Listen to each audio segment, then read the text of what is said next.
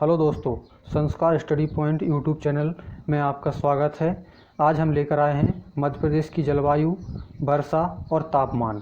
तो वीडियो शुरू करें इससे पहले हमारे चैनल को सब्सक्राइब कर लें, घंटी के बटन को दबा दीजिए और वीडियो को शेयर लाइक करें। ठीक है फ्रेंड्स, तो आइए हम वीडियो को स्टार्ट करते हैं। देखते हैं मध्य प्रदेश की जलवायु किस तरह से है। तो यहाँ पर सबसे पहले हमें मिलती है कि मध्य प्रदेश की जो जलवायु है वो कैसी है। मध्य प्रदेश की जलवायु अगर हम बात करें तो मध्य प्रदेश की जलवायु मानसून पर आधारित है। ठीक है दोस्तों, क्या है जो मध्य प्रदेश की जलवायु है ये क्या है, मानसून पर आधारित है। ठीक है, और आगे चलते हैं तो मध्य प्रदेश भारत के शुष्क क्षेत्रों में से एक है। ठीक है, कहाँ से है, भारत के शुष्क क्षेत्रों में से एक क्षेत्र है जो कौन सा है, अपना मध्य प्रदेश है। ठीक, यहाँ क्या है, जीवन मानसून से प्रभावित है। यहाँ क्या है, जनजीवन मानसून पर प्रभावित है। याद रखना, पूरा मध्य प्रदेश का जो जीवन है, जनजीवन है, ये सारा का सारा कैसे यहाँ पर मानसून से ही प्रभावित है। अगर यहाँ पे मानसून ना हो और अच्छी वर्षा ना हो तो यहाँ की जो जनजीवन है वो प्रभावित होता है। तो मध्य प्रदेश में जो मानसून है वो कहाँ से आता है इसको देखेंगे तो हिंद महासागर से उठी मानसून की हवाएं मध्य प्रदेश का शुष्क न्यूनतम क्षेत्र को आमंत्रित करती हैं। ठीक है दोस्तों, ये मध्य प्रदेश में जो मानसूनी हवाएं हैं ये कहाँ से उठती हैं, हिंद महासागर से उठती हैं और ये शुष्क न्यूनतम जो क्षेत्र है उस दाब के क्षेत्र को क्या करती हैं, आमंत्रित करती हैं। यहाँ पर तापांतर भी कैसा है, बहुत ही अधिक है। ठीक है, यहाँ पर तापांतर कैसा है, बहुत अधिक है। ये यहाँ पर जो मानसून है ये न्यून दाब से क्या करती है, वर्षा के लिए भी आमंत्रित करती है। अब देखते हैं मध्य प्रदेश के तापमान का प्रभाव। तो मध्य प्रदेश में तापमान का क्या है, न्यून या अधिक होना कुछ भौगोलिक कारकों से प्रभावित होता है। ठीक है, मध्य प्रदेश में तापमान का न्यूनतम और अधिकतम क्यों होता है, ये भौगोलिक कारकों के अंतर्गत होता है। ये भौगोलिक कारक क्या हैं, तो ये भौगोलिक कारक हैं वायु, गति, समुद्र तल से ऊंचाई और दूरी। ठीक है, ये पांचों क्या है, इसके महत्वपूर्ण भौगोलिक कारक हैं। इनमें वायु और गति, समुद्र की ऊंचाई और दूरी है। इसके बाद मार्च माह में तापमान बढ़ने लगता है। ऐसा क्यों होता है, तो ऐसा इसलिए होता है कि जो सूर्य है ये उत्तरायण में होता है। कहाँ पर होता है, सूर्य उत्तरायण में होने के कारण मार्च महीने में मध्य प्रदेश में जो ताप है वो बढ़ने लगता है। मध्य प्रदेश पठारी क्षेत्र है, अतः तापमान का यहाँ पर जो वितरण है वो अलग अलग है। ध्यान रखना, पूरा मध्य प्रदेश कैसा है, पठारी क्षेत्र है, इसलिए यहाँ जो तापमान है इसका तापमान अलग अलग रहता है। मालवा का पठार, विंध्य पठार है, इसके बाद और बघेलखंड का पठार, बुंदेलखंड का पठार। तो पूरा मध्य प्रदेश क्या है, पठारी प्रदेश है।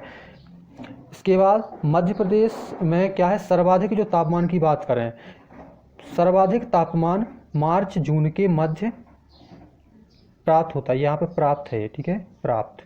तो कहाँ पर प्राप्त होता है, मध्य प्रदेश में जो भी अधिकतम ताप है ये कहाँ प्राप्त होता है, मार्च और जून के मध्य में हमें प्राप्त होता है। ठीक है, आगे देखते हैं तो मध्य प्रदेश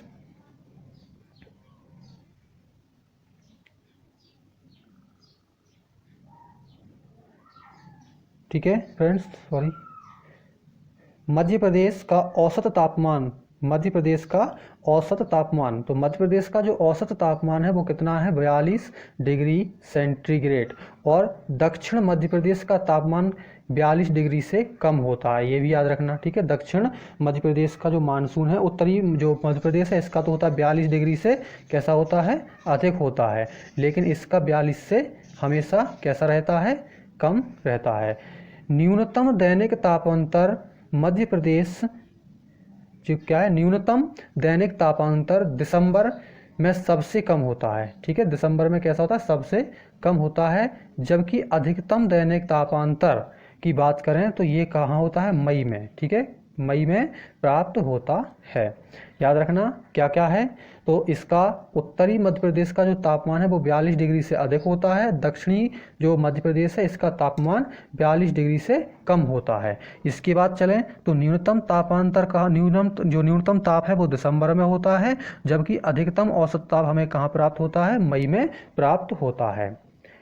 अगर मध्य प्रदेश के औसत तापमान, सर्वाधिक औसत तापमान और न्यूनतम तापमान क्रमशः ग्वालियर और पचमढ़ी में है। ठीक है, सब सर्वाधिक और न्यूनतम तापमान जो है इनके बीच का अंतर पूछा गया है। तो यहाँ पर न्यूनतम कहाँ है? सबसे पहले अधिकतम की बात करें तो अधिकतम क्या है? मध्य जो ग्वालियर है, ग्वालियर में अधिकतम 43.1 डिग्री सेंटीमीटर ये औसत है। और यहाँ पर पचमढ़ी का अधिकतम तापमान कितना है? 28.6 डिग्री सेल्सियस। अगर न्यूनतम की बात करें तो मध्य प्रदेश ग्वालियर का जो न्यूनतम तापमान है वो 35.0 डिग्री सेंटीग्रेड से कितना है? 0 डिग्री सेंटीग्रेड से। और यहाँ पर बात करें किसकी? पचमढ़ी का न्यूनतम टेम्परेचर तो 23.9 डिग्री सेंटीग्रेड के बीच में पाया जाता है। अब देखते हैं मध्य प्रदेश की वर्षा। तो मध्य प्रदेश में वर्षा का जो प्रभाव है वो किस तरह से है? ठीक है, तो मध्य प्रदेश वर्षा की मात्रा में दृष्टि से कैसा है? विषम प्रभाव स्थिति वाला राज्य है। मध्य प्रदेश वर्षा की मात्रा में जो वर्षा की मात्रा है या इस दृष्टि में कैसा है? विषम प्रभाव वाला राज्य है। दक्षिण पूर्वी भाग में क्या होती है? दक्षिण पूर्वी भाग में अधिक और उत्तर पश्चिम भाग में अर्ध शुष्क वर्षा। ठीक है, कहाँ होती है? दक्षिण पूर्वी भाग में तो अधिक और उत्तर पूर्वी भाग में कैसी है? शुष्क।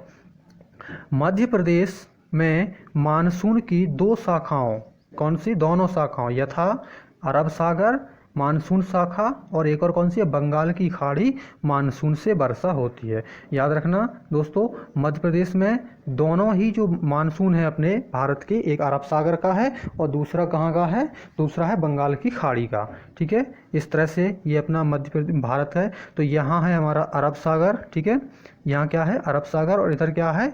बंगाल की खाड़ी। तो मध्य प्रदेश में दोनों जगह से वर्षा होती है, दोनों ही मानसून से वर्षा होती है। तो यहाँ अगर इसके बाद न्यूनतम वर्षा की अगर हम बात करें तो न्यूनतम औसत वार्षिक वर्षा कहाँ है? भिंड जिले की गोहद तहसील में होती है। क्या है? न्यूनतम औसत वर्षा भिंड जिले के गोहद तहसील में कितनी होती है? तो ये है हमारी 62.4 सेंटीमीटर। और झाबुआ में कितनी है? तो झाबुआ में है कितनी? 77.6 सेंटीमीटर। ये न्यूनतम वर्षा है मध्य प्रदेश की। औसत वार्षिक वर्षा की बात करें तो औसत वर्षा की जो न्यूनतम वर्षा है वो कितनी है? भिंड की गोहद तहसील में 62.4 सेंटीमीटर और झाबुआ में कितनी है? 77.6 सेंटीमीटर। जबकि अधिकतम औसत वर्षा की बात करें तो ये हमारे होशंगाबाद जिले की पचमढ़ी तहसील नहीं, पचमढ़ी जो है, पचमढ़ी में कितनी होती है? 212.3 सेंटीमीटर वार्षिक ये वर्षा अधिकतम होती है मध्य प्रदेश में। मध्य प्रदेश की अगर औसत वर्षा की बात करें तो मध्य प्रदेश की औसत वर्षा कितनी है? ये है मध्य प्रदेश की औसत वर्षा 112 सेंटीमीटर होती है। ठीक है दोस्तों, इसके बाद मध्य प्रदेश की जो औसत वर्षा है वो कितनी है? 112 सेंटीमीटर। जलवायु के आधार पर मध्य प्रदेश को 4 भागों में विभाजित किया गया है। कितने भागों में? तो 4 भागों में मध्य प्रदेश को विभाजित किया गया है। जलवायु के आधार पर विभाजित किया गया है तो देखते हैं जलवायु के आधार पर कौन कौन से भागों में इसको विभाजित किया गया है। पहला है उत्तरी मध्य प्रदेश का पठारी क्षेत्र। कौन सा? उत्तरी मध्य प्रदेश का पठारी क्षेत्र। इस भाग में मध्य भारत, बुंदेलखंड, रीवा कागरी प्रदेश शामिल है। कौन कौन से? मध्य भारत, बुंदेलखंड, रीवा कागरी प्रदेश, ठीक, इसमें शामिल है। यहाँ पर क्या है? तो यहाँ पर ग्रीष्म ऋतु में अत्यधिक गर्मी पड़ती है और शीत ऋतु में अत्यधिक ठंड भी यहाँ पर पड़ती है। ध्यान रखना, जो इनको कितने 4 भागों में विभाजित किया गया है, इसमें से पहला भाग कौन सा है? तो पहला है उत्तर मध्य प्रदेश का पठारी भाग। इसमें 4 मध्य भारत का पठार, बुंदेलखंड और रीवा कागरी क्षेत्र है। ग्रीष्म ऋतु में यहाँ पर गर्मी अधिक होती है और शीत ऋतु में यहाँ पर ठंड अधिक होती है। दूसरा है मालवा का पठार। तो मालवा का पठार ये जलवायु सम है। यहाँ की जलवायु कैसी है? सम है। अधिक, ना तो अधिक गर्मी होती है और ना ही अत्यधिक ठंड। ऐसा क्या है? ऐसा इसकी जो भौगोलिक संरचना, यहाँ पर भौगोलिक संरचना के कारण ये संभव है। ठीक, अगला देखते हैं तीसरा। तो तीसरा कौन सा है? विंध्य का क्षेत्र। तीसरा है विंध्य का क्षेत्र।